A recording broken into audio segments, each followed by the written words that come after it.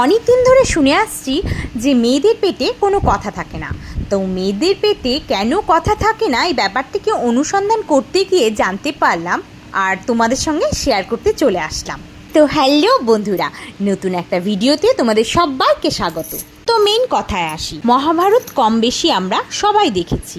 কর্ণের মৃত্যুর পর পঞ্চপাণ্ডব খুব খুশি হয়েছিলেন, কারণ কর্ণকে যুদ্ধে পরাস্ত করা খুবই মুশকিলের ব্যাপার, বলতে পারো ইম্পসিবল।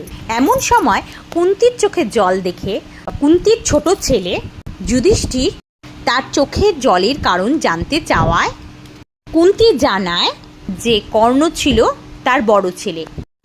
কথা শুনে যুধিষ্ঠির খুবই রেগে যায় এবং অভিশাপ দেয় যে পৃথিবীতে কোনো নারীর পেটেই কোনো কথা থাকবে না। ভালো লাগলে লাইক, কমেন্ট, শেয়ার করতে ভুলো না। টাটা।